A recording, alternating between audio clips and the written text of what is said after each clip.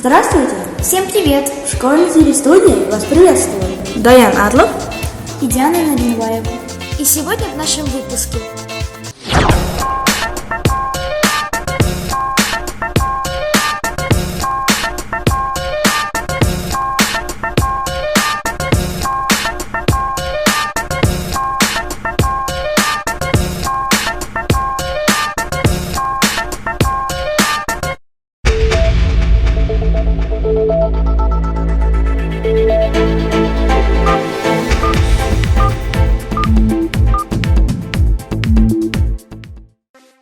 С начала текущего года все учащиеся татарских гимназий приступили к классическому очному виду обучения. Сегодня в школе получают знания 1500 учеников, из них 205 первоклассников. В этом году в школьных аттестатах появится оценка «Зачет» по учебным предметам «Изобразительное искусство», «Музыка», «Физическая культура». ЕГЭ по иностранному языку не будет обязательным. Обязательными предметами остаются русский язык и математика. В гимназии начал работать клуб юного блогера. Школьные журналисты будут вещать о жизни гимназии и не только. Продолжается набор желающих. Добро пожаловать!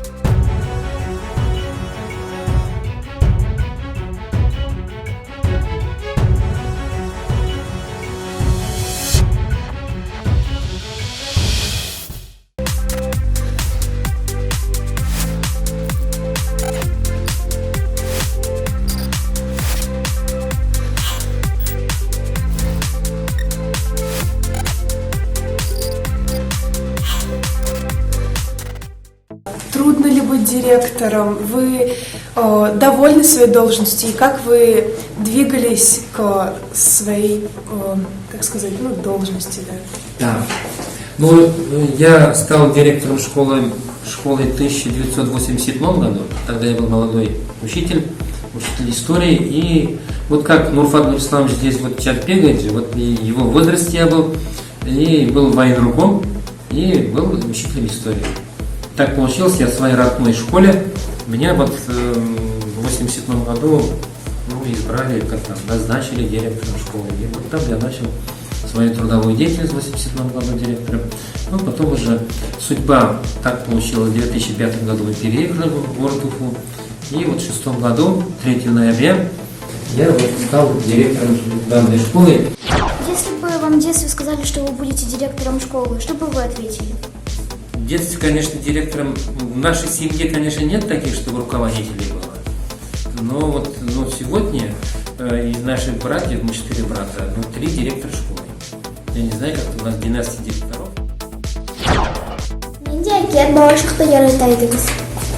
Тукай турында һәр вакытта сөйләгәч, бездә зур китап бар. Китап Тукайның әкиятләре белән, анда бик матур аның бария Шүрәле. Сіз аны оқыған бірге тиешсіз енді алтын тарақ турында. И шулар енді ең яратканнарын деп әйтәм, чөнки анда бұл китапның бик матур рәсемнәре бар. Вот у меня такой вопрос, ваше мнение. Как вы думаете, чем помогает ученикам домашняя работа, то есть домашние задания? Я в своих классах, где я преподаю, я всегда говорю, вот сегодня урок прошел, вы тот же день должны прийти и сделать домашнее задание. В таком случае примерно 70-80% знаний останется в вашей памяти. Почему? Потому что, скажем, в понедельник урок прошел, и у вас следующий урок в пятницу. Вы об этом вспоминаете, что домашнее задание делать когда? В четверг вечером, да? И получается, вы уже то, что рассказал, скажем, учитель, вы забываете. Вам придется заново что делать, это восстанавливать и так далее. И в памяти у вас многие моменты не останутся. Поэтому домашнее задание – это закрепление изученного материала. Как вы относитесь к тому дистанционному обучению? Каким образом это помогает детям развивать ум? Я, конечно, противник. Не говорю, что вы полностью противник, да, чтобы мы должны очно учиться, чтобы этих болезней, этих вирусов не должно быть. Но положительная сторона в чем заключается? Некоторые моменты дистанционного обучения можно использовать и во время очного обучения. Вот этот момент, конечно, для меня очень важный. Потому что мобильным можно. Конечно, это электронная связь. Это же здорово. По Zoom и так далее. Мы на расстоянии можем что делать? С вами общаться и быстро, оперативно. Это оперативность. Как вы относитесь к учителям, на которых жалуются или жалуются на них вообще? Надо отдельно разговаривать с той стороны, с этой стороны, и найти золотую середину. И, конечно, мой кредо, или как там, мой принцип такой. Если обижает ученика, я буду защищать ученика. Если обижает моего учителя, педагога, я их защищаю. И если уже обижает наших родителей в районе и так далее, я их защищаю. Я всегда защитник. А как часто вызываете учеников к себе в кабинет? Не часто. Обычно бывает, если это приглашаем, то у нас четверг мы приглашаем. Да, это уже самый крайний момент. Сейчас один момент. Я всегда нашим ученикам я показываю. Ну, здесь же есть история нашей школы, то есть история будет, да? Вот он. 1, 2, 3, 4, 5. Вот 6. Вот здесь история нашей гимназии. Вот от 2006 года до сегодняшнего дня. Здесь вот все, когда я вызываю, скажем, вот когда вызываем, это по-плохому, да, здесь они попадают вот на Красную книгу, да. Я им говорю, вот если, говорю, еще повторно вы попадете ко мне, придете, то вы у нас учиться не будете. Ну, я не говорю, что я выгоняю, нет. Но они вот дают свое слово, и слава Богу, что никто пока данное слово, что если они сюда попали, ну, сдержали. Я когда им вручаю стадии, я не напоминаю. Помните, говорю, тот день, что у нас такое было? Ну вот, помню все. У нас же дядя справился. Вот тогда уже были на пенсию, по этим работам я напишу историю нашей гимназии. Что у нас происходило, какие дети были, какие нарушители были. Тут все есть. Это, ну, как там, мини-история нашей гимназии. Со скольки лет, может быть, вы приобрели ваши усы? Это ваш, я не знаю, как интересную черту лица, потому что они такие густые, и это очень интересно. Спасибо. Так, ну, усы со студенческих лет, так скажу, да. Но я ни разу не сбрил, вот так получилось, что это... Я без усов себя не узнаю. Жена тоже не узнает. Я говорю, я не могу это без усов представить, поэтому, у нас, я похож на свою дедушку. У дедушки, вот дедушки со стороны отца были такие черные усы. Он был, охранял Николая II, он гусаром был, в гусарском полку. У него такой красивой фотографии 2014 года есть. Вот в такой форме гусарском и с черными усами. Поэтому, все мы 4 брата, у нас пробовали мы это, чтобы отрастить, только у меня остался, остальные все сбрили.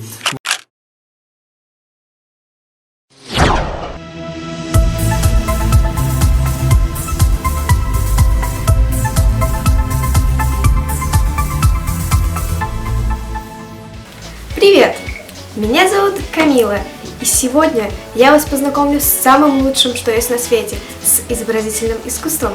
На уроках ИЗО всех учили смешивать цвета. Например, если смешать желтый и синий, то получится зеленый. И сегодня мы будем делать самый сложный оттенок. Это оттенок кожи. Итак, нам понадобится палитра, сам листок и 4 цвета.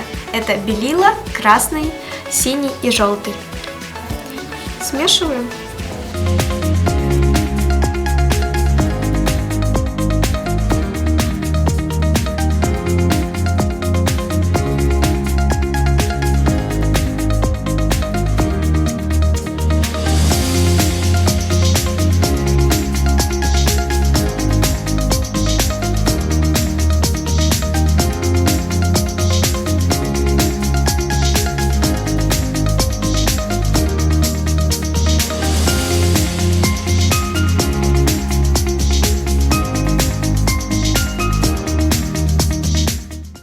Ну что, проверим?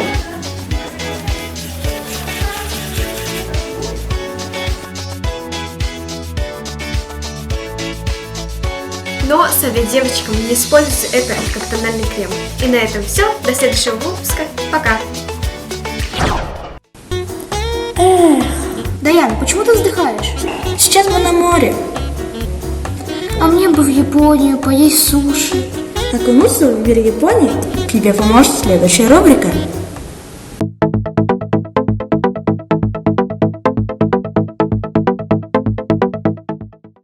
Конничева. Hello. Bonjour. Сегодня я не просто с вами познакомлюсь на разных языках. Я, Варвара, начинаю вам рассказывать о разных культурах разных стран. И начну я с Японии. Япония, несомненно, является одним из самых интересных мест в мире. Множество туристов мечтают увидеть своими глазами то самое известное цветение сакуры, погрузиться в прекрасное царство деревьев, окунуться с головой в культуру страны восходящего солнца. Я не просто так показала вам эту печать, потому что для многих школьников Япония — это...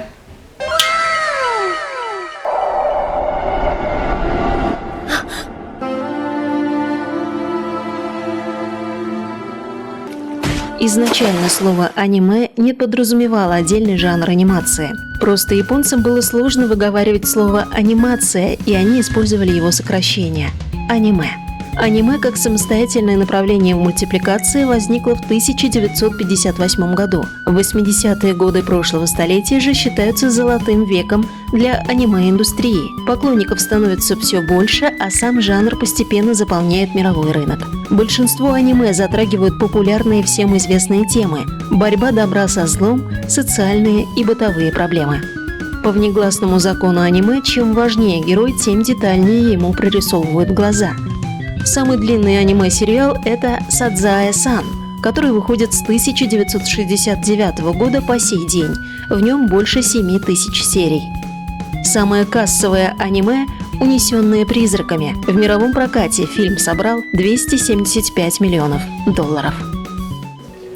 На этом пока я с вами прощаюсь, но еще будет все очень много интересного. Не пропустите. Пока-пока!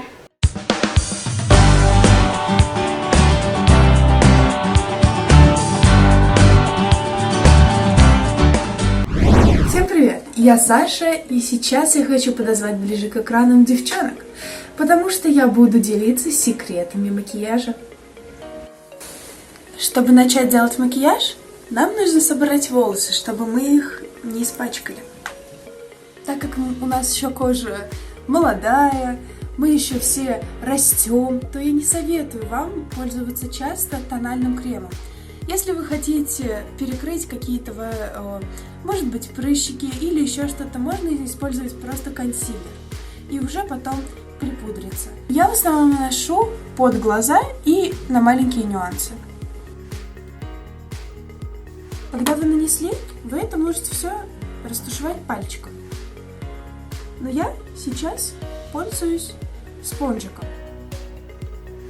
Я беру вот самый оттенок светленький, который мне подходит, набираю на кисточку большую, пушистую и наношу туда, где у меня был консилер, чтобы он никуда не поплыл. Еще можно добавить чуть-чуть румян, так как у нас будут яркие глаза, губы и лицо не должно быть слишком яркое. Вот такую чуть-чуть розоватую возьму. И возьму вот оттенок. Он такой бордово-красный, и тут чуть-чуть есть в нем блесток. Начинаю с уголка, так как это достаточно темный оттенок. Он такой получился малиновый больше. Я, наверное, добавлю больше красного. Вот у меня такой есть. И нанесу на нижнее веко. Светлый оттенок, чтобы растушевать это все красиво. Вот такой вот он сияющий. И я его нанесу пальцем, чтобы он лучше лег. Я пользуюсь керлером.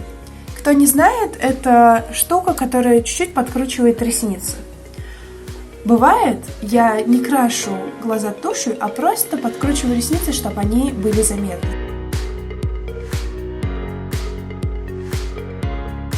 Сделаем брови. Я пользуюсь цветным гелем для бровей. Можно, конечно, просто карандашом подвести свой фон. Рекомендую взять какую-нибудь такую бежевую помаду, которая, нейтральная, не сильно яркая. Но если вам этого недостаточно, вы можете взять блеск для губ, где есть какие-то блестки.